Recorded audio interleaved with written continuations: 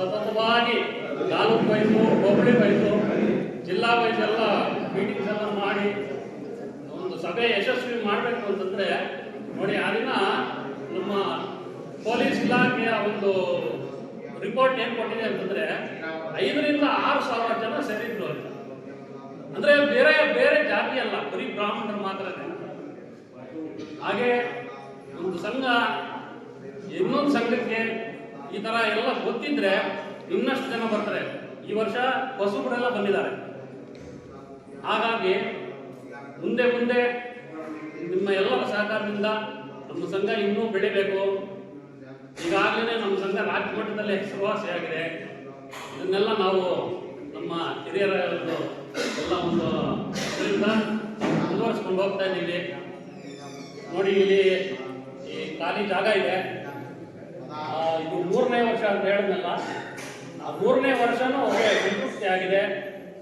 ಈಗ ತಾನೇ ನನಗೆ ಆಫೀಸು ಕಳಿಸ್ಕೊಟ್ಟಿದ್ರು ಅವ್ರ ನೆಂಟರಿವರು ರಾಘವೇಂದ್ರ, ನಮ್ಮ ಖಜಾಂಚಿಗಳು. ಹೋದೆ, ಭಾಳ ಬಿಸಿಲಿದೆ, ಇನ್ನು ಕೇವಲ 3 ತಿಂಗಳಿದೆ ನಿಮಗೆ ಜಾತ್ರೆಗೆ ಟೈಮು. ಈ ಜಾತ್ರೆ ಮುಗಿಸ್ಕೊಳ್ಳಿ.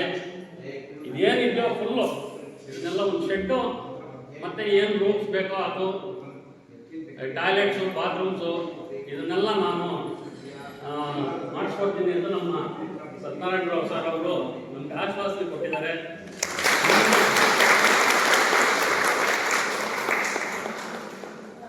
ಇವರು ಅವ್ರ ಸುಪುತ್ರರು ಕಮಲ್ ಅಂತ ವ್ಯಕ್ತಿಗಳು, ಇಂಥವರು ಒಂದು ಸಿಗೋದು ನಮಗೆ ಆರ್ನಲ್ಡ್ ಸ್ವಾಮಿ ಕಳಿಸ್ಕೊಟ್ಟಿದ್ದಾರೆ.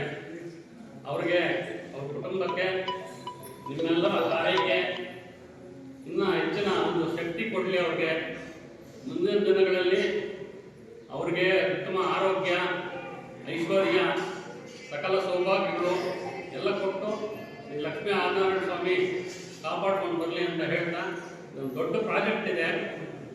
ಯಾರು ಕೊಡೋದು ಬೇಡ, ಯಾರು ಕೇಳಬೇಡಿ, ಎಲ್ಲ ವೆಚ್ಚನೂ ನಮ್ಮದೇ ಇರಲಿ ಅಂತ ಹೇಳಿದ್ದಾರೆ. ಒಂದು ಮನಸ್ಸು ದೊಡ್ಡದು. ನಾವು ಯಾವತ್ತು ನಮ್ಮ ಸಂಘ ಅವ್ರಿಗೆ ಚಿರಋಣಿ ಆಗಿರ್ತೀವಿ. ನಮ್ಮದೊಂದು ಚಿಕ್ಕ ಸತ್ಕಾರ ಅಂತಂದರೆ ಈಗ ಒಂದು 3 ಅವರ್ ಒಪ್ಸಿದ್ವಿ. ಅವ್ರಿಗೆ ಅದೊಂದು ನಾಚಿಕೆ, ಬೇಡ ಇದು ಹೇಳ್ಕೊಡೋದು ಇದೆಲ್ಲ ಬೇಡ ಅಂತ ಹೇಳಿದ್ರು. ಇಲ್ಲ, ಜಿಲ್ಲಾಧ್ಯಕ್ಷರು ಬಂದಿದ್ದಾರೆ, ನೀವು ಇದನ್ನು ಒಪ್ಪಲೇಬೇಕು ಅಂತ ಹೇಳಿ ಒಪ್ಸಿದ್ದೀವಿ. ಅವ್ರು ಯಾವತ್ತೂ ಇದರ ಬೇರೆ ಬಂದು ಇದು ಮಾಡಿಸ್ಕೊಂಡವ್ರಲ್ಲ, ನೀವೆಲ್ಲ ಇದೊಂದು ಸಮ್ಮುಖ ಇರುತ್ತೆ ಅಂತ ಒಪ್ಪಿಸಿ ಕರ್ಕೊಂಡು ಬಂದಿದ್ದೀವಿ.